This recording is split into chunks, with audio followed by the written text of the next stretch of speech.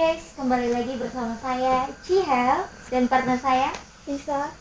Kami sedang berada di Sanggar Taruna Jaya Arsa II, Kerom, Papua.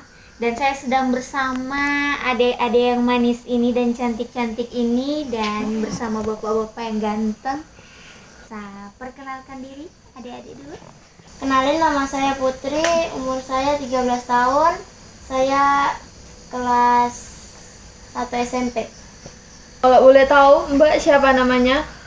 Ya, nama saya Nada, saya umur 17 tahun, baru lulus SMA kemarin. Iya, yang di depan saya ini yang ganteng-ganteng ini bisa perkenalkan nama dulu bapaknya. Oh iya, terima kasih. Nama saya Suryadi. Saya peranakan lagi apa? Nah, ya, anakan. Nah, orang tua saya asli Banyuwangi, tapi saya lahir di Papua. Kalau bapak yang sebelahnya? Ya, saya di sini Dwi Komposer. Di sini saya selain saya yang suka menciptakan lagu, sudah membina-bina masalah lagu, di sini ya saya sedikit menerjunkan diri di dunia kesenian, yaitu di Sanggar Taruna untuk mendampingin adik-adik. Semoga kedepannya itu kesenian Sanggar Taruna Jaya ini semakin maju. Ya, saya banyak melihat kesenian ini di berbagai macam media, begitu cepat maju. Bagaimana Bapak bisa mendirikan Sanggar Taruna Jaya Arsa II ini? Oke, terima kasih. Pertama-tama perlu diketahui bahwa saya ini bukan pendiri pertama, saya sudah generasi ketiga. Artinya ditunjuk jadi pengurus ketua khususnya, itu sudah yang ketiga kali ini. Jadi saya hanya meneruskan. Oh ya, jadi kenapa kok bisa berkembangnya kesenian kita ini? Semakin berkembang, semakin besar.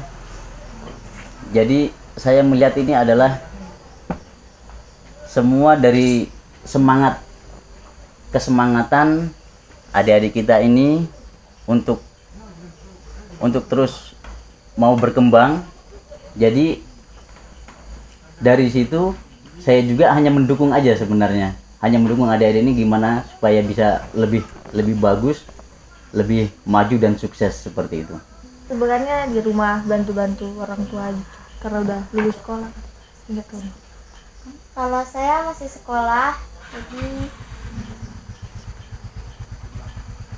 Sibuknya di sekolah? yes, Iya, sibuknya di sekolah. Sibukannya masih belajar. masih belajar, masih sekolah. Terus adik-adik ini gabung dan kenal tarian ini dari mana dan kapan? Dari YouTube terus mumpung di kampung sini ada sanggar, jadi kita kayak ikut gabung gitu, ikut memberanikan diri untuk coba ikut nari gandrung. Jadi gimana Pak, untuk inisiatif Bapak mengajak adik-adik ini dalam mengajarkan kesenian ini? Oke, jadi saya melihat yang pertama kali saya lihat adalah lingkungan. Jadi di mana anak-anak muda ini saya coba mengarahkan ke hal-hal yang positif. Contohnya ya, kita maju ke seni, bergerak di seni, supaya adik-adik kita ini ada kesibukan daripada nanti tidak ada kesibukan, terus mungkin buat kegiatan yang aneh-aneh, yang artinya kurang bermanfaat. Jadi coba saya merangkul mereka semua untuk bergerak ke bidang seni ini supaya lebih terarah. Selain itu juga mungkin di samping itu saya punya pemikiran saya supaya kesenian ini jangan punah gitu. Jadi ada generasi penerus seperti itu kira-kira. Kalau boleh tahu sudah berapa tarian yang sudah ditekuni sekarang? Dua tarian. Sementara ini 2 tarian. Tarian apa itu? Tarian Gandrung sama kembang menur ya. Kembang menur terus sama pegon, iya. Sementara ini sih, insya Allah kalau besok-besok pasti nambah. Semenjak mulai gabung di tarian ini? Sudah berapa kali pentas? Sudah berapa kali tampil di acara? Ya lumayan lumayan lebih banyak. lumayan banyak lah. Banyaknya Jadi tuh Bapak, berapa? kendala apa saja yang yang Bapak hadapi dalam kesenian ini? Oke, kendala pertama adalah pada saat mau tampil atau mau pentas. Kendala pertama itu kita bagi waktunya. Jadi karena anak-anak ini semua rata-rata masih sekolah, jadi kita harus mengatur waktu bagaimana caranya supaya bisa memenuhi dari permintaan tuan rumah, seperti itu. Itu kendalanya.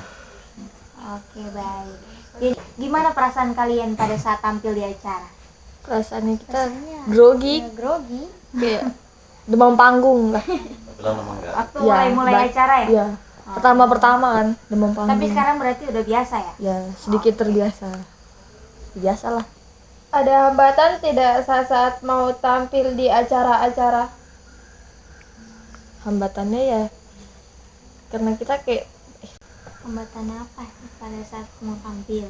hambatannya ya mungkin kita baru pertama tampil kurang memahami cara memakai pakaian gitu kan. Mana nih rencana kedepannya adik-adik ini untuk berada di Sanggar Taruna Jaya Arsa 2? Apa aja rencananya? Rencananya ya semoga Semoga makin sukses. Makin Sanggar sukses. Taruna Jaya. semakin sukses, makin maju, makin lebih baik dari sebelumnya. Dan Rencana berarti ingin mengembangkan, ingin memperbesar. sama ini Kalau boleh tahu dalam seminggu kira-kira ada berapa kali latihan? 2 kali. dua kali latihan. latihan, Hari-hari apa aja? malam Rabu sama malam Minggu. Nah, jadi buat adik-adik nih, kesan dan pesan untuk pendiri dan ketua.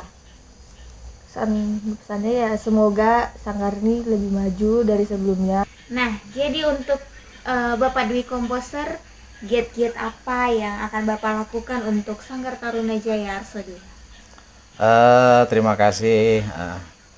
Untuk saat ini giat-giat yang saya fokuskan buat Sanggar Taruna Jaya ini, buat Pak Ketua dan buat adik-adik semua ini, yaitu selalu semangat ya, selalu semangat dan selalu semangat. Jangan pernah putus asa untuk memulai hal yang baru. Di sini saya selalu memberikan support, selalu memberikan dukungan agar kesenian Taruna Jaya ini selalu maju ke depannya. Dan di sini ya kabar baik buat Pak Ketua dengan adik-adik semua ya, kita sudah mempublikasikan semua Sanggar Taruna ini ke Bapak ke Ibu ya, ke Ibu Bupati Banyuwangi. Semoga kesenian Taruna Jaya ini beliau bisa meluangkan waktu atau bila perlu beliau itu bisa menengok langsung apa yang telah kita lakukan di sini, upaya-upaya apa dan kendala-kendala. Semoga Bupati Banyuwangi ini khususnya dan lebih khusus lagi buat Bupati Kerom ini sedikit menengok tentang kesenian yang Sanggar Taruna Jaya ini dirikan.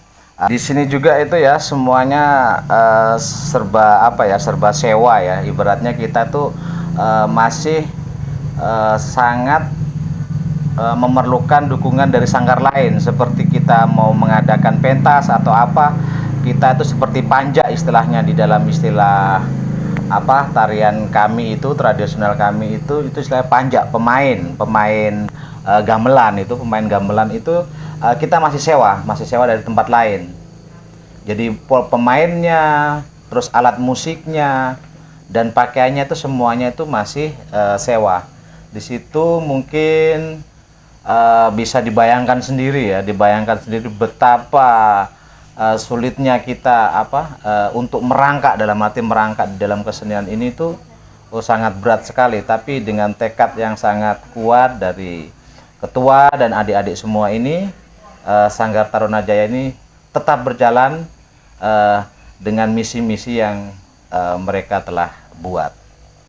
Karena di sini juga saya sebagai istilahnya tuh pembina di sini, sebagai penasihat ini juga merasa apa ya, kayak merasa sangat miris banget gitu, miris banget setelah saya lihat adik-adik mulai menari secara bagus, terus ada butonya juga menari sangat bagus, tapi di dalam kesemuanya itu kita itu banyak kendala yang dimaksud dari tadi itu adalah seperti pakaian, seperti peralatan.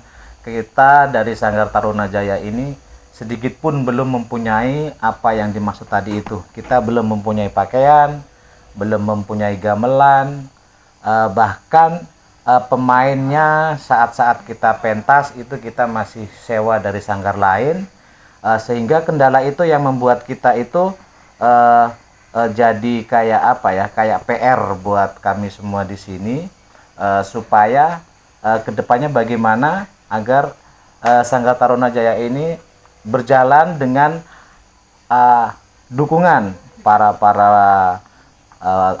tokoh pemangku jabatan di sini seperti Bupati Kerom, seperti dari Kepala Dinas Dispora, bahkan dari Bupati Banyuwangi itu sendiri. Nah, di sini saya selalu menekankan buat ketua, bahkan buat adik-adik selalu semangat dan semangat. Karena apa? Niat baik kita, kalau kita selalu tekunin, insya Allah ya semua akan berjalan dengan lancar. Begitu adik host yang cantik-cantik ini. Nah, untuk para pengurus dan adik-adik ini, gimana kesan dan pesannya untuk Sanggar Tarunajaya Arso 2 ke depannya? Saya Iya, untuk adik. saya berterima kasih karena saya sudah masuk di Sanggar Tarunajaya dan saya dilatih tidak memungut biaya. Pesannya, saya ingin bertemu dengan Bupati Banyuwangi. Itu saja. Ya, kepada Bapak, pesan dan kesannya untuk Sanggar Tarunajaya Arso 2 ke depannya seperti apa? Oke, baik, terima kasih.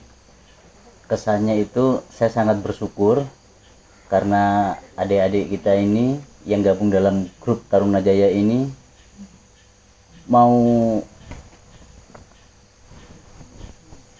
tetap kompak walaupun keadaan kita ini masih sangat-sangat banyak kekurangannya. Jadi saya harap kepada adik-adik semua tetap semangat dan terus berjuang apapun keadaannya. Pesan saya, semoga Bapak Bupati Kerom dan Kepala Dinas yang menangani di bidang kesenian ini, dan terkhusus Bupati Banyuwangi, mudah-mudahan bisa melihat kami yang ada di Papua ini, di mana memohon supaya mungkin bisa bertemu langsung dengan kami di sini dan melihat keadaan kami yang ada di Papua ini. Iya. Demikian. Dan untuk Bapak Dwi komposer, gimana pesannya? Ya, terima dan kesan? kasih. Ya, lari ke saya lagi ya. Terima kasih banyak ya, pesan dan kesan tuh sangat banyak, saya tuh senang sekali. Kesan saya itu jujur sangat menghibur, semua itu adik-adik, semua pengurus sangat menghibur sekali di dalam mendirikan kesenian ini, sehingga kesenian leluhur kita itu tidak putus sampai di adik-adik ini. Jadi kita akan terus melestarikan ya. Dan pesan-pesan saya sangat berharap sekali ya dari adik-adik ini, dan saya akan selalu berjuang untuk mewujudkan keinginan dari Ketua Sanggar Taruna dan adik-adik semua ini yang ingin ketemu langsung dengan Bupati Banyuwangi, mungkin dengan Bupati Kerom, dengan Kadispora khususnya ya. Saya insya Allah akan mewujudkan ya, maksudnya akan berusaha selalu mewujudkan, khususnya akan bertemu dengan Bupati Banyuwangi. Demikian. Selanjutnya yang terakhir nih untuk Adik Nada. Gimana pesan dan kesannya untuk Sanggar Taruna Jaya Arsa 2? Ya, untuk kesannya saya sangat berterima kasih karena sudah diterima di sanggar ini, dan saya juga berlatih di sanggar ini tidak dipungut biaya, gratis lah gitu. Terus pesan saya ya semoga bisa dipertemukan dengan Bupati Banyuwangi sama Bupati Kero, sekali-sekali meninjau langsung ke sini. Terima kasih. Sekian sesi wawancara saya malam ini bersama adik-adik dan para pendiri dan pengurus Sanggar Taruna Jaya Arsa 2. Kami akan ketemu lagi di lain waktu. Saya Cihel. Saya Lisa. Sampai jumpa. Assalamualaikum warahmatullahi wabarakatuh.